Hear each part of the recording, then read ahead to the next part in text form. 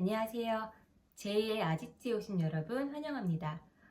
저희가 지금까지 다른 영상에서 나르시시스트의 특성을 살펴봤습니다. 이 나르시시스트는 말이 잘 통하지 않고 공감 능력이 결여되어 있고요. 그리고 다른 사람의 평가에 되게 예민하고 자기는 다른 사람과 다르다는 특권의식을 가지고 있습니다. 그리고 자기를 실제보다 훨씬 높게 평가하는 웅대한 자기상을 가지고 있는데요. 이 배경에는 사실은 자기에 대한 어떤 사랑이 부족하고요. 그리고 자아가 잘 형성되어 있지 않다는 그러한 배경이 있습니다. 오늘은 여기에서 한 발짝 더 나아가서요. 그럼 대체 왜 이 사람들은 자기가 실제로는 부족하고 자아가 불안정한 사람으로 성장을 했느냐? 그러니까 이 나르시시스트는 어떻게 탄생을 하느냐에 대한 이야기를 해보려고 합니다. 오늘 영상은요, 제 경험을 기반으로 해서 여러 학자들의 의견, 사실은 다 가설인 거죠. 그거를 종합해서 이 영상을 정리해서 만들어 보았습니다. 일단 첫 번째로는요, 이 성장 과정에서 내가 감당하기 힘든 좌절을 겪었을 때, 그랬을 때 이 나르시시스트가 될 가능성이 높습니다. 그러니까 만일에 내가 성장 과정에서 우리 부모님이 나를 잘 돌보지 않고 나를 맨날 무시하고 뭐 폭력이나 학대 이런 데 노출이 되었다고 생각을 해보면요. 이 현실은 너무 끔찍합니다. 그리고 내가 이 현실을 받아들이면 내가 살아갈 수가 없어요. 이게 너무 힘이 드니까요. 이렇게 됐을 때 어떻게 보면 나의 생존 전략이자 이제 나의 방어 기제로 현실을 왜곡하고 부정을 하고 어떤 상상을 하게 됩니다. 이거는 사실이 아닐 거야. 사실 우리 부모님은 다른 더 좋은 사람이 있고 이 사람들은 가짜 부부인데 나는 지금 특별한 사람이라서 뭔가 이런 고난을 겪고 있는 걸 거야. 이런 식으로 마치 영웅 신화처럼 어떤 스토리를 만들어내는 거예요. 근데 이게 저희가 너무 힘든 상황에 닥쳤을 때는 일시적으로는 이러한 현실 왜곡이나 부정이 나를 보호하는 데 도움이 될 수 있습니다. 그런데 이게 일시적인 게 아니라 이게 진짜처럼 완전히 굳어지게 되면 이게 성장을 했을 때는 이 현실을 왜곡하고 부정하고 너무 현실을 어떻게 긍정적으로만 지나치게 이렇게 보려고 하는, 그리고 나를 실제보다 훨씬 부풀려서 보는 이러한 나르시시스트로 성장을 하게 될 수가 있는 거고요. 그리고 두 번째로는 이거와 반대입니다. 저는 오냐오냐형이라고 말을 하고 싶은데요. 반대로 성장 과정에서 좌절을 너무 겪지 않은 거예요. 그러니까 저희가 집에서 그냥 다 오냐오냐 하면서 키워서 버르장머리 없어졌다 이런 말 하는 사람들 있잖아요. 그러니까 이런 식으로 온실 속의 화초처럼 부모님이나 주 양육자가 모든 걸 다 해주고 모든 장애물을 다 없애주고 그냥 평탄하게 전혀 고생하지도 않고 좌절이나 힘든 걸 겪지 않고 그렇게 성장하게 하는 겁니다. 그러니까 어떤 식이냐면요. 저희가 갓난 아기가 태어나면 그때는 이 아이는 그냥 먹고 잘 자고 싸고 웃기만 해도 주변 사람들이 다 사랑을 보내고 예뻐해 주잖아요. 그러니까 그런 식으로 이 사람은 너무 귀해서 그냥 집에서 존재 자체만으로 아무것도 하지 않아도 숨만 쉬어도 그냥 애정을 주고 돌봄을 주고 예뻐해 주고 뭐 이러는 거예요. 이렇다 보면 저희가 사회에 나왔을 때는 나는 그렇게 특별한 사람이 아니잖아요. 매우 평범한 사람이 됩니다. 그럼 이 간극을 견딜 수가 없는 거죠. 그리고 너무 이상한 거예요. 그런데 주변의 다른 사람들이 볼 때도 이 사람은 자기밖에 모르고 이기적이고 말이 잘 통하지 않습니다. 이런 식으로 해서 나르시시스트다라고 생각이 될 수 있는 사람이 있고요. 그리고 이번에는 좌절을 겪지 않는 이유가 자기가 능력치가 월등해서, 그리고 이 부모님의 기대치, 이 사회가 바라는 거, 이것과 별로 어긋남이 없고 너무 잘 맞아서 그런 경우도 있어요. 우리나라로 따지자면 우리나라는 교육열이 높고 또 공부를 잘하면 많은 것들이 용인이 되잖아요. 그러니까 이런 식으로 내가 기질적으로 타고나기를, 그리고 적성적으로도 그냥 학교 공부가 잘 맞는 거예요. 이러면 사회나 부모님, 선생님, 세상과 10대 때 불화할 일이 그냥 별로 없습니다. 그냥 이 사람들은 인정을 받고요. 평탄하게 살아갈 수가 있어요. 그리고 10대 때 인간관계에서 어떤 갈등이나 고민을 겪을 일도 거의 없습니다. 그냥 공부만 잘하면 되는 거예요. 이렇게 해서 이 사람이 명문대를 들어가고 또 거기에서도 또 열심히 해서 좋은 회사나 뭐 전문직이 되었다고 생각을 해 봅시다. 저희가 이런 사람들을 되게 선망하지만 한편으로 이런 사람들 중에서 나르시시스트라고 생각이 되는 사람들도 되게 많아요. 그러니까 왜냐면 이 사람들은 사회와 불화하지 않기 때문에 아쉬운 것도 없었고요. 어떤 갈등을 겪을 일이 별로 없었습니다. 그러니까 타인을 이해할 일이 별로 없었던 거예요. 이렇다 보니까 좀 자기 위주로 생각을 하고요. 별로 타인과 이런 뭐 감정 교류도 많지 않았고 특히나 갈등을 해결하는 데 되게 미숙합니다. 그래서 되게 똑똑한 사람이었는데 결혼을 하거나 어떤 회사를 들어가거나 사회생활을 하면 바보가 되는 거예요. 아니, 너 뭐 S대 나왔다는데 대체 거기 어떻게 들어간 거야? 라는 말이 바로 이런 데서 나오는 거거든요. 그래서 의도치 않게 그냥 너무 잘 모든 게 맞아서 나르시시스트적인 사람으로 성장을 하는 이런 경우도 있습니다. 사실 이거는 대부분 지금 제 이야기를 한 거고요. 그러니까 사람에 대한 경험치도 적고 좀 내공이 부족한 거예요. 그러니까 유리 멘탈이 되는 거죠. 그리고 세 번째는요, 실제로 이 가족이나 주변에서 높은 기대치를 받고 뭔가 특별한 사람으로 대우를 받아서 그래서 나르시시스트가 되는 경우도 있습니다. 그러니까 어떤 식이냐면요. 일단은 어렸을 때부터 어떤 분야에서 굉장히 뛰어난 두각을 나타내는 사람, 저희가 천재라고 하는 사람들 있잖아요.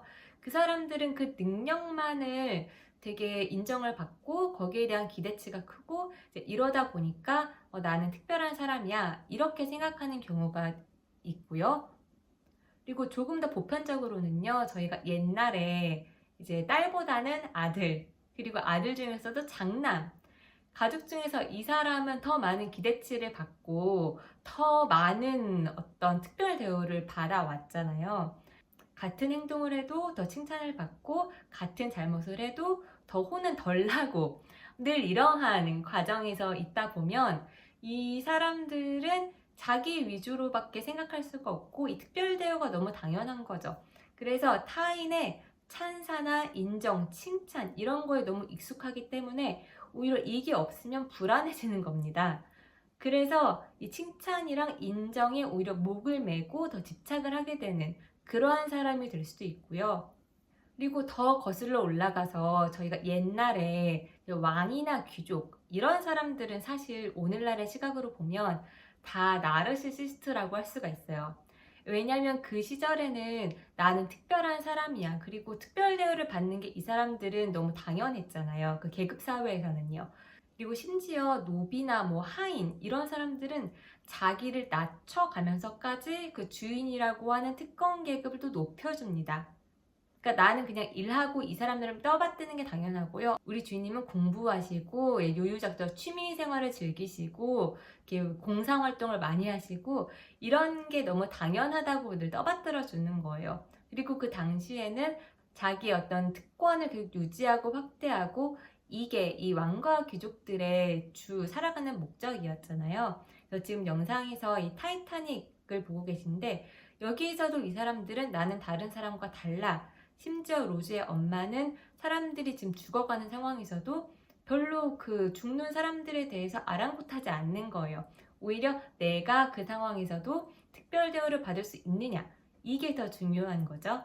그리고 네 번째로는요, 부모가 비일관적인 양육을 한 경우에도 나르시시스트적인 아이로 성장을 할 확률이 있습니다. 그러니까 부모가 평소에는 냉담하고 별로 애한테 관심도 없었어요. 그런데 그러다가 칭찬을 그냥 한마디 그냥 지나가는 말로 툭 해준 겁니다. 그럼 아이에게는 부모의 관심이나 그런 인정 이런 게 너무 중요하거든요. 그 전까지는 부모가 자기한테 관심이 없으니까 나한테 나쁜 아이야. 나는 사랑받을 만한 가치가 없는 사람인가 봐. 이런 생각을 하면서 살았는데요. 그 부모의 인정 한마디로 나의 존재 이유가 생긴 거예요. 이렇게 하다 보면 그 부모가 인정을 해준 그 부분에서 더 칭찬과 인정을 받으려고 더 집착을 하고 어떻게 보면 노력을 하는 걸 수도 있는데요. 어쨌든 이러한 칭찬과 외부의 시선에 너무 예민한 아이로 성장을 하게 되는 겁니다.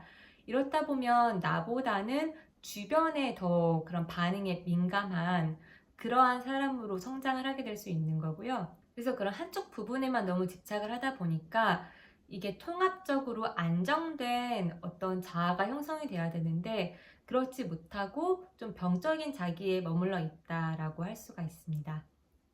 그리고 조금 더 학문적으로 접근을 해서요. 이 나르시시스트를 어떻게 정신 분석학에서 바라보고 있냐면요. 프로이트 같은 경우에는 2차적 자기애로 나아가지 못하고 1차적 자기애에 머물러 있다. 여기에 고착되어 있다. 이렇게 말을 하고 있습니다. 그러니까 어떤 의미냐면요. 아이가 태어났을 때 그때는 부모가 그냥 모든 걸 다 해주고 굉장히 예민하게 반응을 합니다. 그럼 이때 아이는 자기의 몸에만 집중을 하면 되는, 자기만 사랑하면 되는 이러한 1차적 자기애, 유아기적 자기애가 발달을 하는데요. 근데 시간이 조금 지나면 그때부터는 이 아이가 또 스스로 생존을 해나갈 수 있기 때문에 부모님이 예전만큼의, 처음에 태어났을 때만큼의 관심을 주진 않잖아요. 그럼 이때부터는 나와 이 외부 세계는 다르구나 라는 생각이 들면서 에너지가 외부로 향하는 대상애가 나타나게 됩니다. 그러면서 이때부터는 이제 부모와 내가 사랑을 주고받으면서 어떤 2차적 자기애를 형성을 하게 되는데요.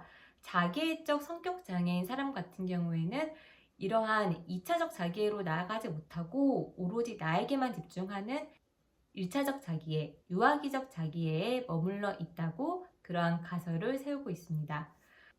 그리고 이후에 정신분석 학자들의 의견을 종합을 해보면요. 이 내가 애정하는 대상, 그러니까 주 양육자가 되겠죠. 이 사람이 나에게 늘 내가 원하는 대로 다 해줄 수는 없습니다. 그러니까 늘 좋은 사람이진 않는 거예요. 그러다 보면 이 사람이 내가 원하는 대로 해주지 않는 나쁜 사람, 이런 좋은 사람과 나쁜 사람의 두 가지 상을 갖게 되는데, 이게 자아가 점점 발달을 하게 되면 이 사람이 어떤 한계는 있지만 그럼에도 불구하고 나한테 그 잘해주는 사람과 이 나쁜 사람은 동일한 사람이구나. 이 사람은 그래도 나를 사랑하는 사람이구나. 이런 식으로 안정적인, 좀 현실적인 자기애를 발달을 시키게 되는데요. 그러니까 사람마다 어떤 한계가 있고 단점이 있고 부족한 점이 있다는 걸 이제 인정을 하게 되면서 이게 현실적인 자기애로 발달을 하게 되는 거라고 할 수 있어요.